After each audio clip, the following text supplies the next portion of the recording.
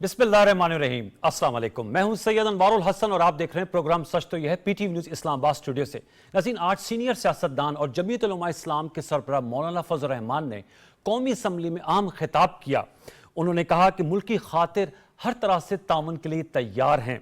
साथ में उन्होंने ये भी कहा कि अब यही हुकूमत है, यही पार्लिमान है, हमें मिलकर आगे बढ़ना होगा क्योंकि पाकिस्तान मजीद किसी अफरा तफरी या बदअमनी का मुतहम्मिल नहीं हो सकता।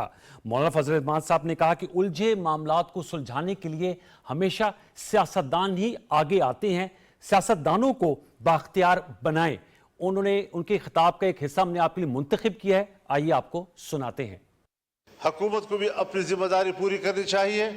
हम लड़ेंगे, इख्तिलाफ राय करेंगे, तनकीद करेंगे, अपोजिशन में बैठे हैं तो अपोजिशन का किरदार अदा करेंगे, लेकिन अगर मुल्क को हमारी ज़रूरत पड़ती है तो अपने वतन अजीज़ की चप्पे चप्पे के लिए हमारी खिदमत हाजिर है।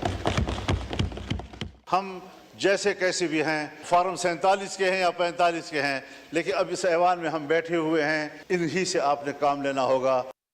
इन्हीं से आपने काम लेना होगा। एक अच्छा पॉजिटिव मैसेज है। और जो बात होती है ग्रैंड डायलॉग की, उसी की बात मौलाना फजल रहमान साहब ने भी की। फिर कल हमने अपने शो में गुफ्तगू की थी, Balochistan national party mangle group के सरदार अख्तर जान मैंगल साहब ने कौमी असम्बली से इस्तीफ़ा दिया है। आज हमने देखा कि हुकूमत और अपोजिशन दोनों उनको मनाने के लिए मुतहरक नजर आए। राना सनाउल्लाह खान साहब जो वज़ीर आज़म के मुशीर बराए सियासी उमूर हैं और नून लीग का वफ्द जिसमें पीपल्स पार्टी और बलूचिस्तान अवामी पार्टी के सरकर्दा रहनुमा भी शामिल थे, उनके घर गए, उनको मनाने की कोशिश की और यही कहा राना सनाउल्लाह साहब ने कि सरदार अख्तर जान मैंगल साहब बड़े सियासतदान हैं और बलूचिस्तान की एक तवाना आवाज़ हैं, साबिक वज़ीर आला हैं, उनके वालिद भी रह चुके हैं सरदार अताउल्लाह खान मैंगल साहब।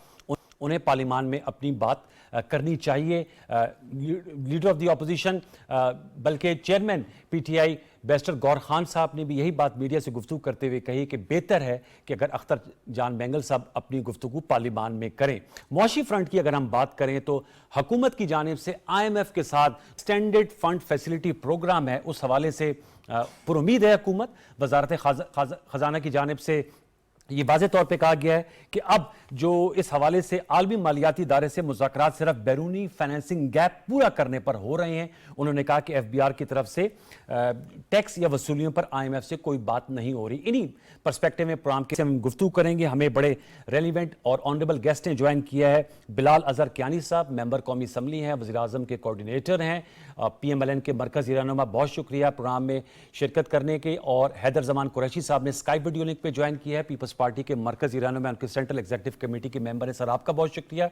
मेहताब हैदर साहब सीनियर सहाफ़ी हैं और इक्तिसादी मामलात पर बड़ी गहरी गिरफ्त रखते हैं, द न्यूज़ से वाबस्ते हैं, आपका बहुत शुक्रिया। बिलाल अजहर कियानी साहब सर बहुत शुक्रिया प्रोग्राम सचते में वक्त देने का। मौलाना फजल रहमान साहब की जो बात, हमने उनकी गुफ्तगू का एक मुंतखब हिस्सा भी आपको सुनाया और व्यूअर्स को ये निचोड़ है। मैं आपकी राय लेना चाहूंगा क्योंकि आप हुकूमत में, हुकूमत ड्राइविंग सीट में होती है, आप भी समझते हैं कि इस वक्त पॉलिटिकल एंगेजमेंट की जरूरत है अक्रॉस पॉलिटिकल डिवाइड? जी बिस्मिल्लाहिर्रहमानिर्रहीम। अनवार साहब बहुत शुक्रिया जी अपने शो में दावत देने का। जी बिल्कुल आप सही फरमा रहे हैं। और आज की मौलाना साहब की बात में ये बात यकीनन खुशाइन थी, जो मुझे कम अज़ कम मैंने उस बात से अखज़ किया कि ये इसी तरफ बात थी कि एक पॉलिटिकल कंटिन्यूटी हमें चाहिए और हमें इस तरह मिल मिला के ही इश्यूज़ को, पॉलिटिकल इश्यूज़ में वे फॉरवर्ड ढूंढना होगा। मौलाना साहब के साथ, जमीयत उलमा इस्लाम के साथ हमारी जमात का और नवाज शरीफ साहब का एक ज़ाती सतह पे भी और सियासी सतह पे भी ताल्लुक़ रहा है। एक पार्टनरशिप्स भी रही हैं। दीगर सियासी मौक़ों पर पिछली 2-3 दिहाइयों में इकट्ठे मिल बैठ के सियासी हल भी निकालें इशूज़ के, और हमारे रिसेंटली इत्तेहादी भी थे, तो इसलिए हमारे लिए बड़े काबिल इज़्ज़त, काबिल एहतराम है। आपने देखा कि मौलाना फजल रहमान साहब की रिसेंटली शहबाज शरीफ साहब से ही मुलाकात हुई, फिर आसिफ जरदारी साहब से मुलाकात हुई।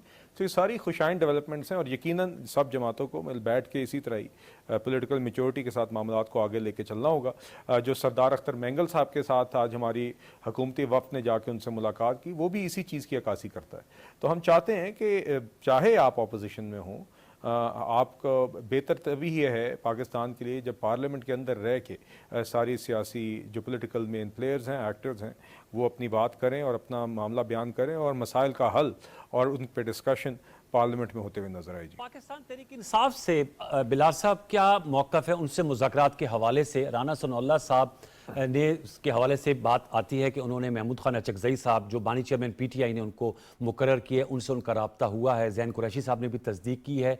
दूसरी तरफ ख्वाजा आसिफ साहब और एहसन इकबाल साहब कहते हैं कि जो बानी चेयरमैन पीटीआई है या उनका जो तर्ज सियासत है उनसे बातचीत नहीं होगी जब तक से 9 मई के हवाले से जो मामलात हैं उनसे मुतल्लिक पीटीआई माजरत ना करे। तो आप उनसे मशरूत मुज़ाकरात की हामी हैं या गैर मशरूत?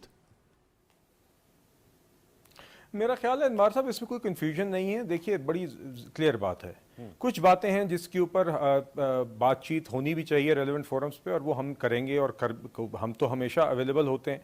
बात तो पीटीआई की तरफ से आती है कि जी हमने मुज़ाकरात किसी और से करने, मगर जहाँ तक कौमी इश्यूज़ की बात है, जहाँ पर तक अवामी इश्यूज़ की बात है, जहाँ पे पॉलिटिकल इश्यूज़ भी उसमें शामिल हैं, उसके ऊपर डिस्कशन के लिए पार्लियामेंट में भी उनका वजूद है और डिस्कशन होती है, और उस फोरम पे भी और अदरवाइज़ भी। मगर अगर किसी का ये ख्याल है पीटीआई का या किसी का ये ख्याल है कि 9 मई के हवाले से, 9 मई के जराइम के हवाले से, इमरान खान साहब की रिहाई के हवाले से या तोशा खाना के हवाले से कोई बातचीत हो सकती है, तो ये मामला तो डिस्कस हो ही नहीं सकते। ये जराइम है जिसकी उनको सज़ा भी उनको होनी चाहिए, और वो मामला कोर्ट्स के, और ये these are crimes which have to be dealt with by the law. उसमें तो कोई गुंजाइश नहीं है बातचीत की। बाकी जो सियासी इश्यूज़, आवाम के मसाइल के इश्यूज़ है, उसके ऊपर बिल्कुल सियासी जमातों के अंदर बातचीत होनी चाहिए, और हम तो हमेशा समझते हैं कि होनी चाहिए, और पहले हमने हमेशा अपोजिशन में भी और गवर्नमेंट में भी ये साबित किया है। इस पे पहल ली जा चुकी है। सवाल ये है, कैच ये है बिलाल साहब, पहल हो गई है? क्योंकि ज़ाहिर बात है बात तो ये अज़म अच्छा है, लेकिन अमलन कोई स्टेप्स उस पर उठाए जाने की उम्मीद है या उठाई जा चुकी हैं? देखिए अनवार साहब, बातचीत पार्लियामेंट के फ्लोर पे भी आप देखते हैं कि एक्सचेंज ऑफ व्यूज़ होता है ट्रेजरी और गवर्नमेंट के दरमियान दीगर व्यूज़, दीगर इश्यूज़ के ऊपर। साथ ही साथ देखिए एक सोच की अक्कासी पहले शहबाज शरीफ साहब ने भी की जब वो प्राइम मिनिस्टर बने, तो उन्होंने कहा मैं मुफाहमत का हाथ बढ़ाता हूँ। अब हमारी जमात फिर से कह रही है, हमारे एलामिये में भी यही था पार्टी के कि जी अब जो आवाम को रिलीफ देने के मामलात हैं, आवाम के मसाइल के इशूज़ हैं, उसके ऊपर बिल्कुल सब सियासी जमातों को बैठना चाहिए। मगर देखिए बात यह कि ताली दो हाथों से बचती है, और अगर पीटीआई का यही रवैया, वो नहीं समझते कि हमसे बात करनी है इन इशूज़ पे भी जो आवाम के इशूज़ हैं, अपनी हुकूमत को लेने की जिम्मेदारी को से अपने आप को खुद हटाने के बाद ये भी याद रहना चाहिए कि फरवरी में उन्होंने फैसला किया था कि हुकूमत का हिस्सा ना बने, जब पीपल्स पार्टी ने उनको ऑफर की थी, और तो उसके बाद अगर ये समझते कि अवामी इशूज़ पे बात नहीं करनी तो ये उनकी मर्जी है। मगर अगर उनका ये ख्याल है कि उनके इस तरह के रवैये से कोई काम रुक जाएगा या कोई मसाइल पैदा हो जाएंगे, तो ये उनकी खाम ख्याली है। बेहतर है अगर सारी सियासी जमातें अवाम के इशूज़ के ऊपर इंगेज नजर आएँ, मगर अगर एक जमात फैसला कर ले कि हमने नहीं करना और हमने तो सिर्फ वहीं पर बात करनी है जहाँ से हमें बैसाखियाँ मिल सकें, जहाँ से हमें एनआरओ मिल सके, और उसी की तलाश के एटीट्यूड के साथ आप रहेंगे, तो आप बेशक वो रवैया रखिए, काम रुकेगा नहीं जी। ओके सर, मैं दोबारा लौट के आऊंगा। हैदर जमान साहब, सर पाकिस्तान पीपल्स पार्टी सदर आसिफ जरदारी साहब की भी मौलाना फजल रहमान साहब से मुलाकात हुई, फिर चेयरमैन सेनेट यूसुफ रज़ा गिलानी साहब ने भी बात की, फॉर्मर प्राइम मिनिस्टर राजा परवेज अशरफ साहब जो मेंबर कौमी असम्बली, वो भी बात करते हैं कि हमें मुज़ाकरात से आगे मामलात को बढ़ाना है।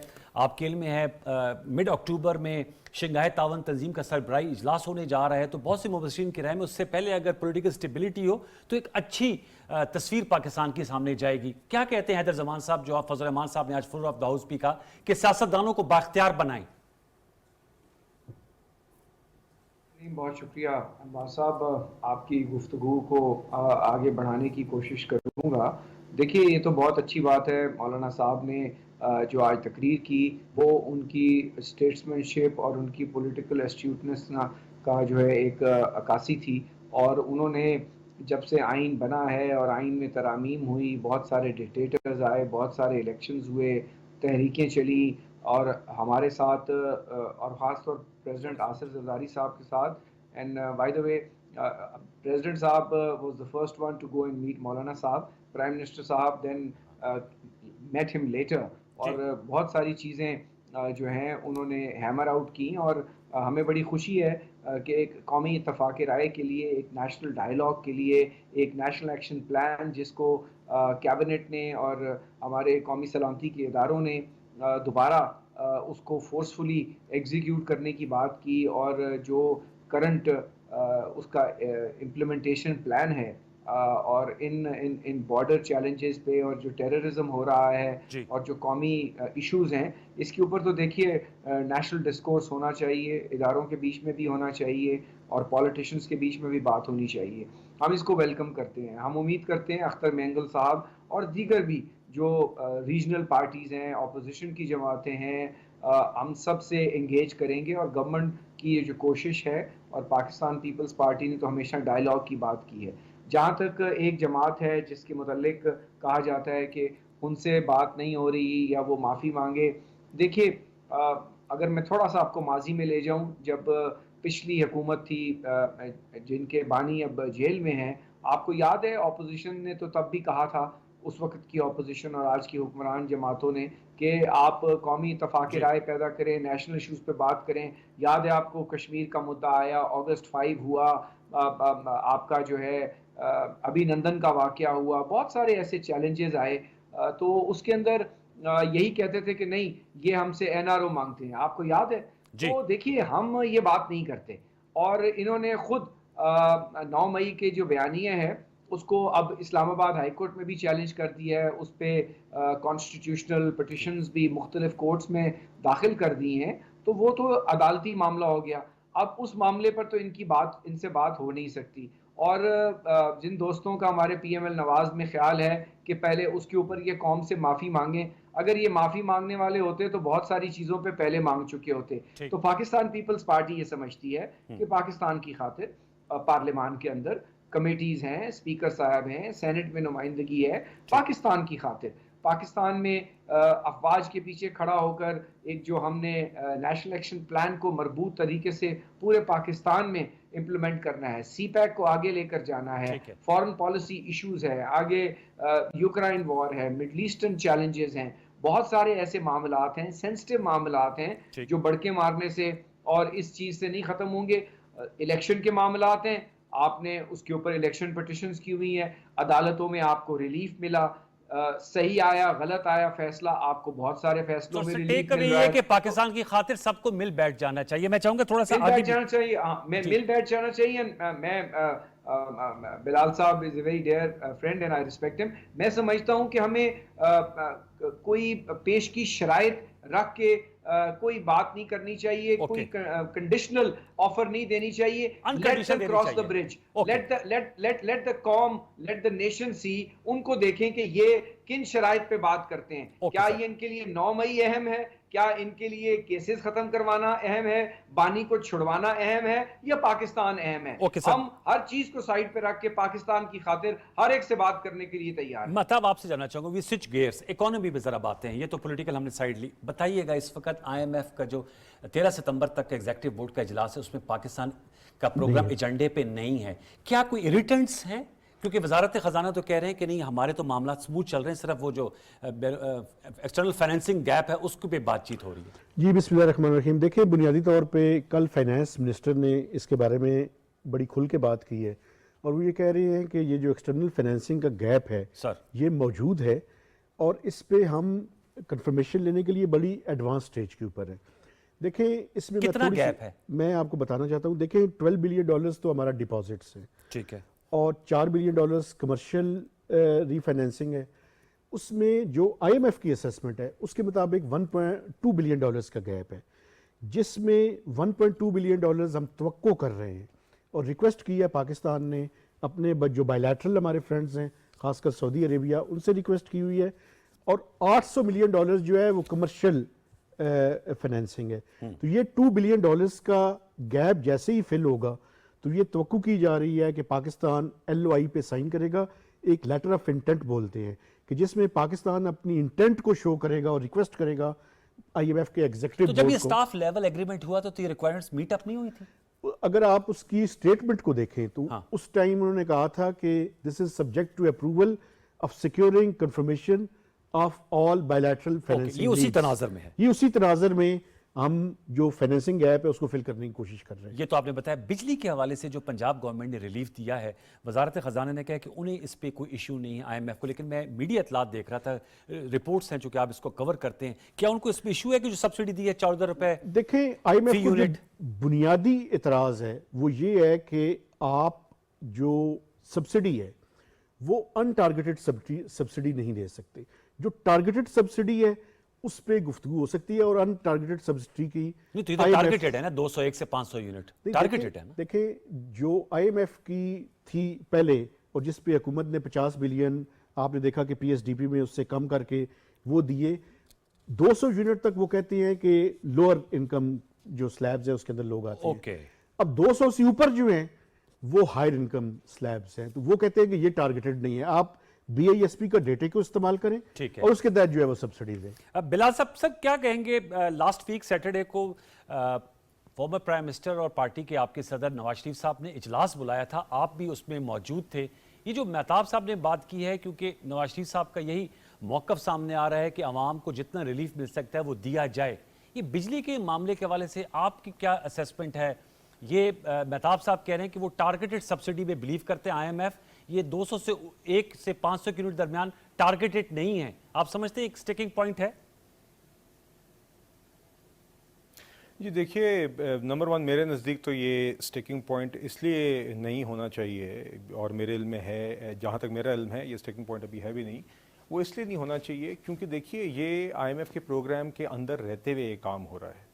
मैं पहले सिर्फ ये बताना चाहूँगा जिस रिलीफ का आपने जिक्र किया वो है क्या। एक तो 0 से 200 यूनिट तक के सारिफीन जो पूरे पाकिस्तान के 86% सारिफीन बनते हैं, उनके लिए रियायती रेट्स बरकरार रखने के लिए हुकूमत ने 50 अरब रुपए वफाकी हुकूमत ने मुख्तस किया, और उसके बाद फिर पंजाब हुकूमत ने 201 यूनिट से लेकर 500 यूनिट तक के जो सारिफीन हैं उनके लिए 14 रुपये फ़ी यूनिट की हद तक उन्होंने अगस्त और सितंबर के बिलों में उन्होंने रिलीफ का ऐलान किया, और ये अगस्त की बिलिंग में ऑलरेडी ये रिलीफ दे दिया गया है। 14 रुपये फ़ी यूनिट की हद तक बिलों में ये रिफ्लेक्ट हो रहा है, और पंजाब हुकूमत उन बिलों की अदायगी कर रही है।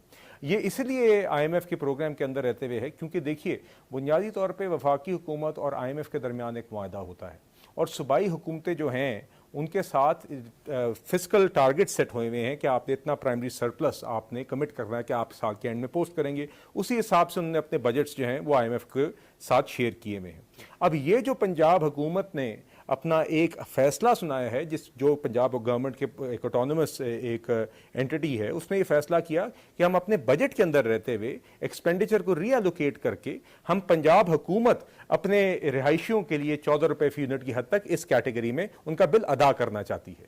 तो देखिए इसमें जो IMF के साथ कमिटेड सरप्लस टारगेट है पंजाब हुकूमत का वो भी कायम है, और वफाकी हुकूमत का जो IMF के साथ प्रोग्राम अग्री हुआ है उसके अंदर भी किसी किस्म की कोई इशू नहीं है। तो इसलिए this is compliant with the programme, और इन एनी केस जो आमतौर पे IMF के प्रोग्राम की जो नुकात होते हैं, स्पेसिफिक चीज़ें होती हैं, वो वफाकी हुकूमत के साथ होती हैं।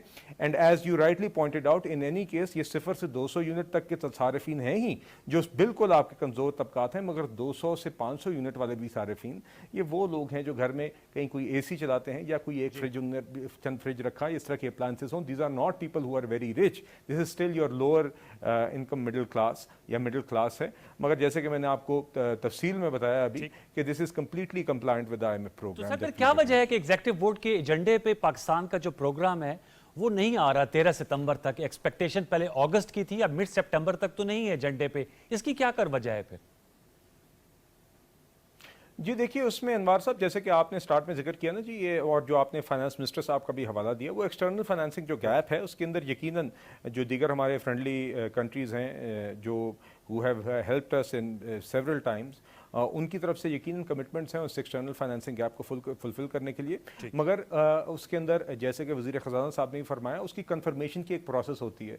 मतलब कि जब हमारा उस फ्रेंडली मुल्क के साथ या अपने एक इस तरह किसी मुल्क के साथ एक बात तय हो जाती है और they agree to full provide a certain funds, चाहे डिपॉजिट की सूरत में हो या किसी भी सूरत में हो, तो उन्होंने वो फिर अपने एग्जीक्यूटिव डायरेक्टर के थ्रू जो IMF के उनके मुतलका हैं उसके थ्रू उन्होंने फिर आगे अपने डायरेक्टर के थ्रू उनने IMF को कन्वे करना होता है। तो जो 2-3 ममालिक हैं उन्होंने उस प्रोसीजर को फॉलो करके IMF को वो बात कन्वे करनी है। जब वो बात कन्वे उन तक फॉर्मली थ्रू दोज चैनल्स हो जाएगी तो फिर आगे आपका external financing gap formally IMF के पास क्लोज हो जाएगा, और आई एम श्योर फिर बोर्ड मीटिंग में कन्फर्मेशन भी हो जाएगी। Sir last question on this subject, फिर मैं हैदर साहब के पास जाऊंगा। जो रेवेन्यू टारगेट्स हैं वो अगस्त के हवाले से मैं ये जानना चाहूँगा कि वो भी एक इशू है, और सितंबर में देखा जाएगा जो एक क्वार्टर होता है वो IMF के रडार पे है कि हमारे रेवेन्यू टारगेट्स जो है वो क्या पूरे हो रहे हैं?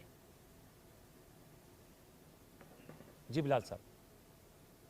जी हैदर साहब आपके पास आऊंगा। बिलाल साहब से I think so we lost his connection. Haider Zaman sahab आप क्या कहेंगे इस हवाले से, जो आईएमएफ के प्रोग्राम है, जो एक्सप्लेनेशन बिलाल साहब ने दी और जो मेहताब हैदर साहब ने नुकात उठाए? बिलाल साहब ने जिस जाविये से बात की है वो उनका अपना ख्याल है और जाहिर है उनका अपना पॉइंट ऑफ व्यू है। मैं मेहताब साहब की बात को थोड़ा आगे बढ़ाऊंगा। दो बड़ी फंडामेंटल चीज़ें हैं आईएमएफ प्रोग्राम जो स्टाफ लेवल हुआ है उसके जो फंडामेंटल पिलर्स हैं और वो ये हैं कि तमाम जो सूबे हैं वो 1.24 ट्रिलियन का प्राइमरी सरप्लस देंगे, जो एक कमिटमेंट है। और दूसरी चीज़ ये है कि जो भी सब्सिडी या मामलात गवर्नमेंट देना चाहेगी वो सोशल इश्यूज और सोशल इकोनॉमिक और टारगेटेड होगी। जिस तरह BISP है, ये based on a poverty survey, world bank endorse data. आप इस तरह पैसे डोल आउट नहीं कर सकते। तो इसीलिए 200 यूनिट तक जो टैरिफ कैटेगरी है उनके इनकम लेवल्स हैं उसको वो लोएस्ट इनकम ब्रैकेट समझते हैं और समझते हैं कि इसी तरह यूटिलिटी स्टोर में BISP बेनिफिशरीज हैं जिसकी सब्सिडी बंद की गई और फिर यूटिलिटी स्टोर्स भी शायद बंद किए जा रहे थे। तो पाकिस्तान पीपल्स पार्टी ने भी उस पर आवाज़ उठाई और जमातों ने भी उठाई कि हम समझते हैं कि जो टारगेटेड सब्सिडी है वो तो IMF कभी भी नहीं रोकती, provided it is done through the acceptable platforms like Benazir income support programme. दूसरी चीज़ जो है ये बात करनी कि सूबों ने अपने बजट में से दिया है। देखिए through the national fiscal pact जो कि इस बारी IMF प्रोग्राम की एक फंडामेंटल कंडीशनैलिटी है क्योंकि NFC अवार्ड तो तरमीम नहीं हो सकता था, हर सूबे के फाइनेंस मिनिस्टर ने कमिट किया है कि वो इतने अरब रुपया प्राइमरी सरप्लस दे के फेडरल गवर्नमेंट को देंगे ताकि फेडरल गवर्नमेंट का जो प्राइमरी सरप्लस है under the entire umbrella of the IMF targets वो पूरा हो। अब आपने खुद ही बता दिया कि 2 महीने में जुलाई और अगस्त of the current fiscal year 100 अरब के करीब FBR का रेवेन्यू शॉर्टफॉल हो गया है। और अगर यही ट्रेंड आगे जाता है, PDL की रिकवरी भी कम है और इकोनॉमिक ग्रोथ उस तरीके से नहीं बढ़ रही, अभी बहुत मईशत का पहिया आहिस्ता आहिस्ता स्टेबलाइजेशन से आगे चल रहा है, तो फर्ज कर लें कि आपका रेवेन्यू टारगेट FBR 500 या 1000 अरब से मीट नहीं कर पाता, तो इसमें से बहुत सारा पैसा 55-55.5% तो सूबों के पास जाना है, विफाक के पास तो बहुत थोड़ा हिस्सा रह जाता है। तो जब सूबे फिस्कल डिसिप्लिन का सबूत नहीं देंगे और ऐसे पैसे फेंक रहे होंगे तो जो उनकी प्रोजेक्शंस हैं, उनके बजट हैं, उनके बजट्स में विफाक से इनकम है, उनकी अपनी टैक्सेशन से इनकम है, तो अगर वो इन एंटीसिपेशन ये पैसे खर्च कर देंगे कि हमें इतना विफाक से मिल जाएगा, लेकिन at the end of the day अगर वो नहीं मिलता तो सूबे कहां से प्राइमरी सरप्लस देंगे? अगर ये हैदर साहब ये आपने बड़ा अहम नुक्ता, हर चीज जो है कहना कि सूदे खुद मुख्तार हैं, बिल्कुल खुद मुख्तार हैं सर। ये सर इस पे जवाब नेशनल फिस्कल पैक्ट के जरिए कुछ हदूद व कयूद मुकर्रर कर दी गई है, ये जो नुक्ता उठाया तमाम सूबों को एडहेयर करनी है। बिलाल साहब इस पे चूंकि आपसे सवाल यही था जो अब हैदर साहब ने नुक्ता उठाया जो जी मैं इसी को एड्रेस करता हूँ। मैंने पहले भी जी जो आपको तफसीली जवाब दिया था उसमें इसको एड्रेस किया था, मगर मैं for the sake of clarity फिर से कह देता हूँ। यकीनन सारे सूबों ने एक प्राइमरी बैलेंस का टारगेट कमिट किया है और मैं आपको ये बता रहा हूँ कि प्राइमरी बैलेंस की उसी टारगेट को बरकरार रखते हुए जो पंजाब हुकूमत का अपना कमिटेड बैलेंस था, पंजाब हुकूमत अपने उसी बैलेंस के अंदर रहते हुए उन्होंने ये रिलीफ फराम किया है। पंजाब हुकूमत ने जो IMF के साथ उस नेशनल फिस्कल पैक्ट के तहत जो रकम कमिट किया है IMF के साथ, वो रकम अनअफेक्टेड है और वो इस तरह अनअफेक्टेड है कि उन्हें अखराजात जो उन्होंने और चीज़ों पे करने थे उन्होंने वो रीएलोकेट किए हैं, वहाँ से वो अखराजात कम करके इस रिलीफ मेजर की तरफ जो आवाम की अभी ज़रूरत थी गर्मियों में बिलों के लिए, उसकी तरफ उन्हें रीडायरेक्ट किए। इसलिए IMF के साथ जो सूबे ने अपना पैक्ट किया हुआ है, पंजाब हुकूमत ने जो रकम उन्होंने कमिट की हुई है वो रकम वहीं पे ही बरकरार है, उस रकम में कोई कमी नहीं आई। ठीक है, लास्ट वर्ड वो रेवेन्यू शॉर्टफॉल पे आपकी क्या कमेंट है? देखें FBR का जो है वो पहले क्वार्टर का टारगेट है। अगर पहले क्वार्टर के टारगेट में IMF ने ड्राफ्ट MEFP में लिखा हुआ है कि अगर उस 2562 अरब रुपए में से 2% से ज्यादा का शॉर्टफॉल हुआ जो कि 60 बिलियन बनता है, तो फिर एडिशनल टैक्सेशन मेजर्स लेने पड़ेंगे जी। अच्छा, उसमें मजीद टैक्सेस भी लग सकते हैं ऑफ कोर्स। या तो देखिए उस फिस्कल फ्रेमवर्क जिसकी वो बात कर रहे हैं उसमें हुकूमत के पास चॉइस क्या है, या तो अपने एक्सपेंडिचर्स को कम करे, या आईएमएफ के जो ड्राफ्ट है उसमें तो यही लिखा हुआ है कि आपको एडिशनल मेजर्स लेने पड़ सकते हैं। लास्ट को बैठ बिलाल साहब, ये फिर ये जो मेहताब हैदर साहब ने नुक्ता उठाया है रेवेन्यू साइड का कि फिर एडिशनल मेजर्स या लेने पड़ेंगे अगर रेवेन्यू शॉर्टफॉल होता है या अखराजात में कटौती करनी होगी, ऐसे कोई है खदशा?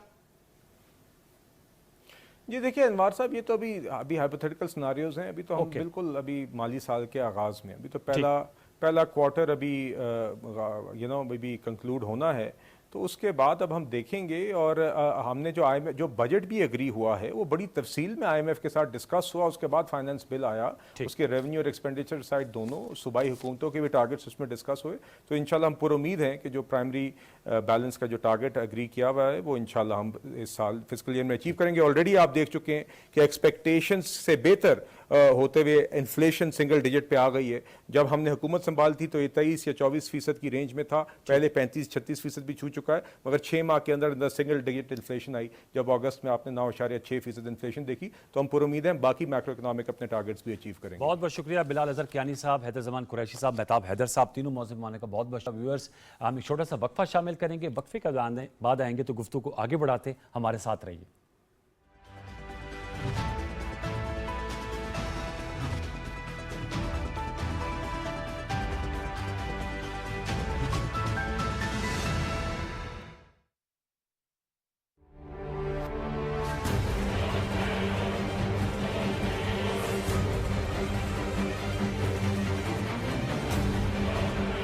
छह सितंबर मेरी तारीख का वो बाबे मुनव्वर है ये दिन जिसने एक कौम को खुद उसका पता बतलाया। 6 सितंबर मार्काए हक को बातिल का यौम सई।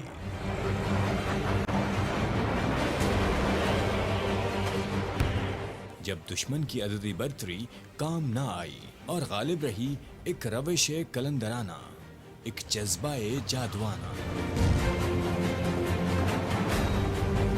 जुर्रत और सरफराजी के दरख्शां संगे मील, जिसने बख्शी वतने अजीज को नई जिंदगी। दिफाए वतन के अजीम जज्बों से मखमूर पाक फौज को सलाम।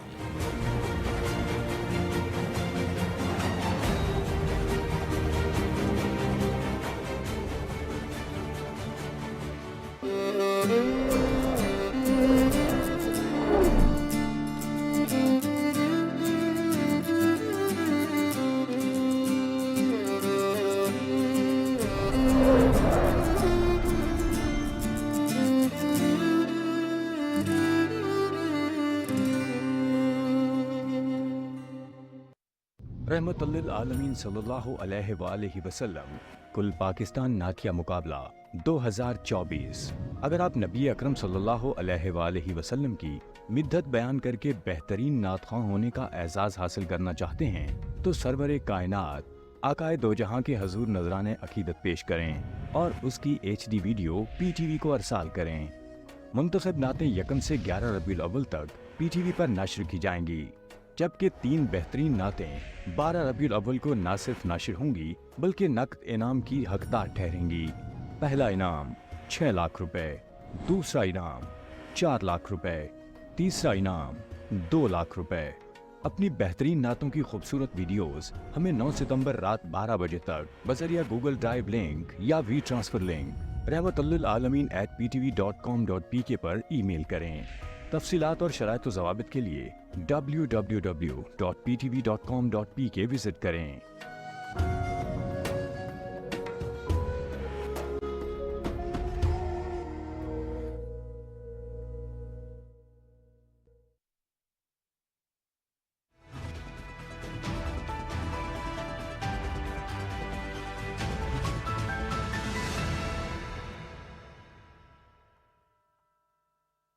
Welcome back viewers. हमारे साथ मौजूद हैं पिल डैट के सबरा और मारूफ तजिया निगार अहमद बिलाल महबूब साहब। उनसे गुफ्तगू करेंगे सियासी मामलात के हवाले से कि जो इस वक्त सिचुएशन है या जो हमें गुफ्त शरीद या ग्रेटर डायलॉग ग्रैंड डायलॉग की बाज़गश सुनाई दे रही है हर सू, उस पर कैसे अमल दरामद किया जा सकता है? बहुत शुक्रिया अहमद बिलाल साहब। सर, आपसे मैं जानना चाहूँगा, आज मौलाना फजल रहमान साहब ने बड़ा अहम खिताब किया जिसमें उन्होंने कहा कि जो यही हुकूमत अब है, यही पार्लियामान है, अब हमें जो पाकिस्तान को दाखिली ख़तरात हैं या जो बलूचिस्तान में हालिया 26 अगस्त के अंदोनाक वाक़यात हैं, फिर खैबर पख्तूनख्वा में कलअदम जो फितनल ख़ारिज हैं उनकी कार्रवाइयाँ हैं, इसके लिए सर जोड़कर बैठना होगा और सियासतदानों को बाख्तियार बनाना होगा। मैं आपसे जानना चाहूँगा, आप समझते हैं उनकी ये जो बात है, ये हुकूमत और हिज़्ब इख्तिलाफ की बड़ी जमात इस पे कान धरेंगे सर?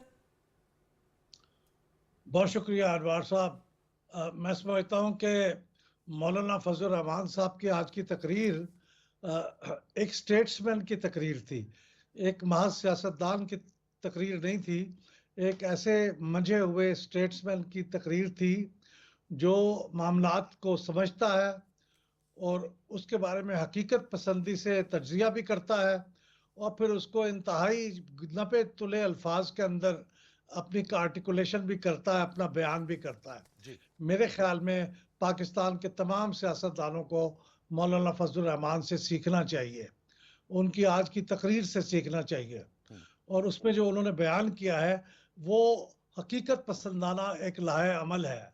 उन्होंने पार्लियामेंट को बाख्तियार बनाने की बात की है, सियासतदानों को इख्तियार देने की बात की है। उन्होंने इसके बावजूद ये कहा है कि ज़्यादतियाँ हुई हैं, इंतखाबात पे शिकायत हैं, लेकिन हुकूमत यही है, यही डिफेक्ट हुकूमत है, इसी को साथ लेके चलना होगा, इसी के साथ काम करना होगा और इसी के जरिए से हल तलाश करने होंगे। अब इसको कैसे बिल्ड किया जा सकता है सर? आपने बिल्कुल सही कहा कि उन्होंने निशानदेही कर दी है, अब इसको कैसे बिल्ड किया जा सकता है? क्योंकि अभी भी आपसे कबल हम सियासतदानों से गुफ्तगू कर रहे थे तो यही बात आ रही थी कि बिला मशरूत आप समझते हैं मुज़ाकरात की तरफ बढ़ना चाहिए, क्योंकि एक बात यह आती है कि 9 मई पे जब तक से माजरत नहीं करती पीटीआई, आगे नहीं बढ़ा जा सकता और पीटीआई का मौक़िफ़ यह है कि जी इस पे आप जुडिशल इंक्वायरी करा लें। देखिए, जब ये तनाज़ा होता है तो उसी वक्त ही उस तनाज़े के हल की कोशिशें भी चाहिए होती हैं। तो अब ये तनाज़ा है, हुकूमत कह रही है कि वो माफ़ी मांगे और वो कह रहे हैं कि माफ़ी नहीं मांगेंगे, जुडिशल इंक्वायरी करें। मेरे ख्याल में हुकूमत को ये चाहिए कि मौलाना फजल रहमान साहब को जिस एक मज़ाकराती कमेटी बनाएं और उसका सरबराह बनाएं। उनके साथ अभी हाल ही में पीटीआई भी मज़ाकरात करती रही है, उनको उन्होंने कबूल किया है बहैसियत एक रहनुमा के, उनके पास बार बार वो मशवरे के लिए गए हैं और हुकूमत भी मौलाना के पास गई है, सदर ममलकत गए हैं, वज़ीर आज़म खुद चल के गए हैं, तो उनको दोनों का एतमाद हासिल है। मेरे ख्याल मौलाना फजल रहमान एक आइडियल पोजीशन में है कि उनको हुकूमत ये उनको तफवीज़ करे इख्तियार कि इस बारे में ना सिर्फ इस पीटीआई के साथ मुखालिफ जमातों के साथ मुज़ाकरात करें, बल्कि जो इस वक्त दहशत गर्दी है उसके मामले में भी कोई काबिल अमल हल तजवीज़ करें। तो मौलाना फजल रहमान साहब की सरबराही में एक स्पेशल कमेटी पार्लियामेंट की बना देनी चाहिए और उसके ज़िम्मे ये काम लगाना चाहिए और उसके साथ पूरा ताउन करना चाहिए। आज मौलाना ने जो बातें कही हैं, तमाम इख्तलाफात के बाद उन्होंने कहा कि इस मुल्क के चप्पे चप्पे के दिफा के लिए वो हाजिर हैं। तो मैं समझता हूँ कि इतना इस मुश्किल वक्त में इतना अच्छा बयान जिस शख्स की तरफ से आया हो उसकी पजीराई करनी चाहिए। ये बड़ी अच्छी आपकी राय है। अब ये बताएगा बानी चेयरमैन पीटीआई, उनके बयानात भी सामने आते हैं, अगरचे एक तरफ उन्होंने महमूद खान अचकज़ई साहब को फोकल पर्सन बनाया कि वो राब्ता कारी करें और महमूद खान अचकज़ई साहब ने उस दिन फ्लोर ऑफ द हाउस पे कहा कि वो तमाम स्टेक होल्डर से बातचीत के लिए तैयार हैं, पॉलिटिकल पार्टीज, और उन्होंने कहा हम इदारों से भी बातचीत के लिए तैयार हैं। दूसरी तरफ बानी चेयरमैन पीटीआई का ये भी मौक़िफ़ है कि वो उनसे सिर्फ बात करेंगे जो फैसला साज हैं। इसको कैसे अहमद बिलाल महबूब साहब अब आप एक्सप्लेन करेंगे कि कैसे चला जा सकता है? ये तो टू ट्रैक एक तरह से हो गए ना अप्रोच के, फैसला साजों से बातचीत करनी है या फिर साथ में सियासतदानों से? मैंने जब ये कहा था कि मौलाना फजल रहमान साहब से सीखना चाहिए, तो उन सीखने वालों में मेरी ख्वाहिश है कि इमरान खान साहब भी शामिल हों। एक मैक्सिमलिस्ट पोजीशन लेके एक्सट्रीम पे जाके आप मामलात को हल नहीं कर सकते। आपको कोई ऐसी मिडवे पोजीशन इख्तियार करनी पड़ेगी जिससे रास्ता निकाला जाए। दुनिया में ऐसे ही होता है। अगर आप इस हुकूमत को ना भी तस्लीम करें, इसको जायज़ ना भी तस्वुर करें, तब भी आपको इससे बात करने में कोई आर नहीं होना चाहिए।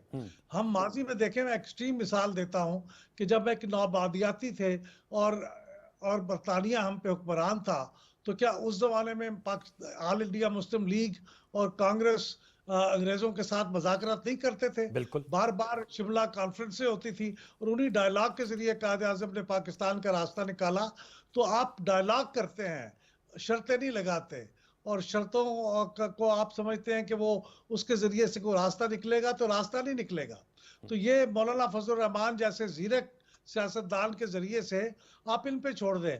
देखिए, आप इमरान खान साहब तो उस मज़ाकरात पे शरीक नहीं हो सकते, कम से कम फौरी तौर पे, लेकिन पीटीआई के साथ जो लोग मौलाना से मिलते रहे हैं उनके साथ वो मज़ाकरात कर सकते हैं, और अचकज़ई साहब के साथ मज़ाकरात कर सकते हैं, और उसके बारे में फिर रास्ता निकाल सकते हैं। उमर अयूब साहब का, अहमद बिलाल साहब कतकलाई बात, उमर अयूब साहब का बयान आया था कि माहौल बनाना चाहिए मुज़ाकरात का। आप एग्री करते हैं कि जो CBMs जिसको कहते हैं वो होना चाहिए, क्योंकि काफ़ी ज़्यादा तनाव है when it comes to PTI versus PMLN और पीपल्स पार्टी या MQM? क्या कॉन्फिडेंस बिल्डिंग मेजर्स हो सकती हैं अहमद साहब? ये तो उन्हीं से पूछा जाना चाहिए कि उनके जहन पे क्या कॉन्फिडेंस बिल्डिंग मेजर्स हैं। लेकिन माजी में वो दो वो कहते हैं हमें कहते जलसा करने की इजाज़त दी जानी चाहिए, हमारे जो वर्कर्स हैं उन पे छापे नहीं लगने चाहिए, जो गिरफ्तारियां वो नहीं होनी चाहिए। ये तो जायज़ मुतालबात है, इन पे तो गौर करना चाहिए। लेकिन माजी में वो दो बातें कहते रहे हैं कि ये हुकूमत जो है वो हमारा मैंडेट तस्लीम करे। जाहिर है कि वो तो नॉन स्टार्टर है। दूसरी बात यह है कि इमरान खान साहब को रिहा किया जाए, ये भी नॉन स्टार्टर है। तो ये बातें उनको मुतालबा करना चाहिए, लेकिन ये मज़ाकरात की पेशगी शर्त के तौर पर नहीं हो सकता। ये कॉन्फिडेंस बिल्डिंग मेजर्स नहीं है। लेकिन जो वो कह रहे हैं कि उनको जलसे की इजाज़त दी जाए, उनके कारकुनों के ऊपर छापे ना मारे जाए वगैरह वगैरह, इस पे बात हो सकती है और ये बातचीत का मौजू होना चाहिए। ये मौलाना फजल रहमान साहब या कोई दूसरे लोग जब मिलके इसके बारे में बैठेंगे तो फिर रास्ता निकाल लेंगे। ये अमली तौर पे मुमकिन है, इसके ऊपर बातचीत हो सकती है। ओके, बहुत बहुत शुक्रिया, thank you very much Ahmed Bilal Mehboob sahab हमसे गुफ्तगू करने का। आप व्यूअर्स एक थोड़ा सा जो हम स्विच करेंगे अपने एक और टॉपिक जो बहुत आम है, और वो है शंघाई तावन तंजीम का सरबराही इजलास जो मिड अक्टूबर में 15-16 की डेट्स बताई जा रही हैं पाकिस्तान में होने जा रहा है। और इसके साथ एक और बहुत बड़ी जुड़ी डेवलपमेंट है कि चीन के वज़ीर आज़म 11 साल बाद पाकिस्तान का दौरा कर रहे हैं। जो SCO है उसका स्कोप क्या है, उसकी इम्पोर्टेंस क्या है, और चाइना के वज़ीर आज़म का पाकिस्तान में आना, वो वैसे तो हम हमेशा कहते हैं पाकिस्तान और चीन की दोस्ती जो टाइम टेस्टेड है, लेकिन इस मोड़ पे आना वो कितना अहम होगा, उसके लिए हमें ज्वाइन किया है मारूफ तजियाकार हैं माहिर बैनुल-अक़वामी उमूर सैयद मोहम्मद अली साहब ने। अली अस्सलाम वालेकुम। जी वालेकुम सलाम, अनवर कैसे हैं? अल्लाह का शुक्र, बहुत शुक्रिया। अली बताइएगा, HCO का इजलास पाकिस्तान में होने जा रहा है, पाकिस्तान ने भारतीय वज़ीर आज़म नरेंद्र मोदी साहब को भी बाज़ाब्ता दावत दी है, इसकी अहमियत क्या है और हमारे व्यूअर्स को बताइएगा कि ये समिट क्यों कर ज़रूरी है और इसका इस्लामाबाद में होना। बहुत शुक्रिया अनवर। मैं समझता हूँ कि 3 एतबार से ये समिट बहुत गैर मामूली अहमियत की हामिल है।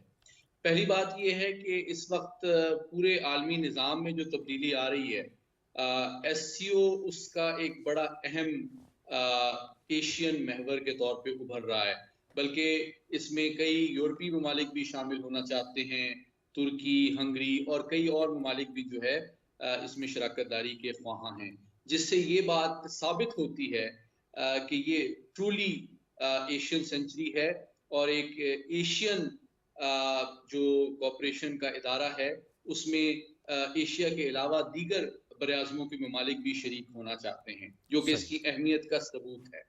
दूसरी बात यह है कि इसकी जो टाइमिंग है वो बड़ी इंपॉर्टेंट है।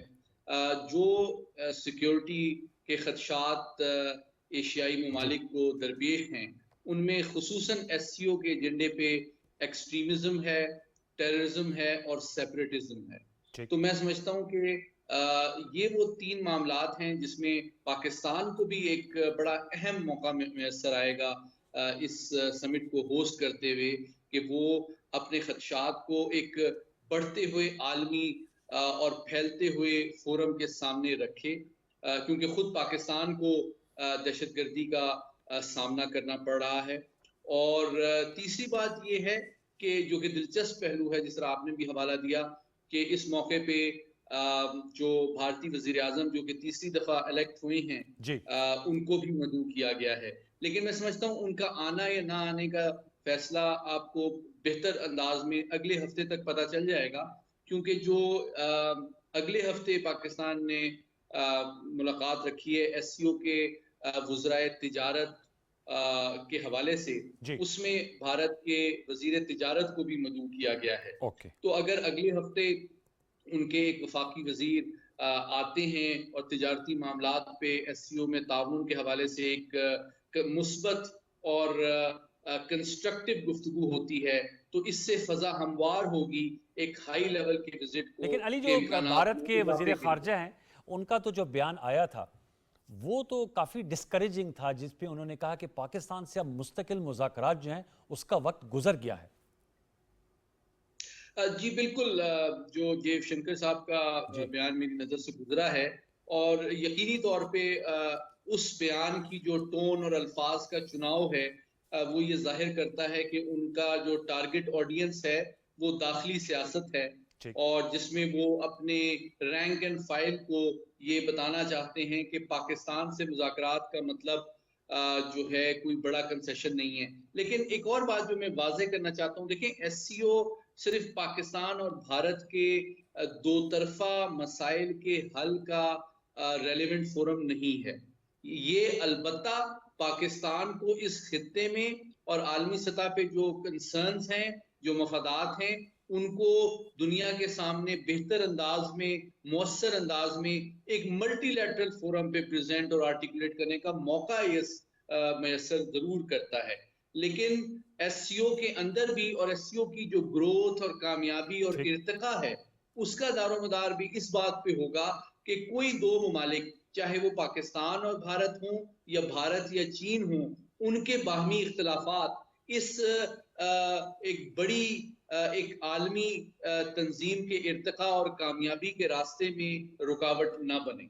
ब्लॉक पॉलिटिक्स के हवाले से आपकी क्या राय है अली? ये हम एससीओ की बात कर रहे हैं, ब्रिक्स की बात होती है, आसियान है, फिर अमेरिका ने और भारत ने और जापान ने भी एक मुआहदा तय किया है। आने वाले दिनों में ये ब्लॉक पॉलिटिक्स जो है वो नया ट्रेंड होगा?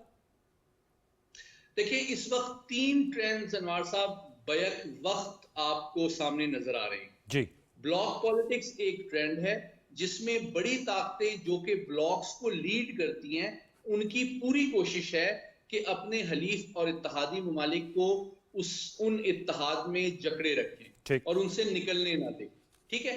दूसरी जानिब आपको नए जो है रीजनल तंजीमों का इर्तिका नजर आ रहा है, जिसमें आपने खुद भी जिक्र किया, ब्रिक्स भी है और एससीओ भी है। और तीसरी जानिब ऐसे ममालिक ज्यादातर हैं अनवार साहब जो कि ब्लॉक पॉलिटिक्स को अवॉइड करना चाहते हैं और बायलैटरल सतह पे, दो तरफा सतह पे मुश्तरका मफादात के ऊपर ताउन को आगे बढ़ाना चाहते हैं, और वो अवॉइड करना चाहते हैं एक क्लोज ब्लॉक पॉलिटिक्स का हिस्सा बनने में। तो ज्यादातर डेवलपिंग कंट्रीज इस वक्त कोशिश कर रहे हैं कि वो माशी ताल्लुकात को, तिजारती ताल्लुकात को दो तरफा सतह पे आगे बढ़ाएं, लेकिन एक मुकम्मल तौर पे एक ब्लॉक का हिस्सा बनने से वो एतराज कर रहे हैं। बल्कि आप इवन सऊदी अरब को देखें, यूनाइटेड अरब एमिरेट्स को देखें, वो भी इंगेज कर रहे हैं, रूस को भी इंगेज कर रहे हैं, चीन को भी इंगेज कर रहे हैं। तो मैं समझता हूं कि इसमें वो बड़ी ताकतें जो कि ये चाहती हैं कि ब्लॉक पॉलिटिक्स हो, मैं समझता हूं उनके लिए ज्यादा बड़े चैलेंजेस हैं। जो डेवलपिंग कंट्रीज हैं, इस तब्दील होती हुई दुनिया में उनके लिए ताउन के मौके ज्यादा बेहतर अंदाज में नमूदार हो रहे हैं। Towards the end Ali, China के वजीर आजम का दौरा है पाकिस्तान, इसको आप कितना अहम करार दे रहे हैं?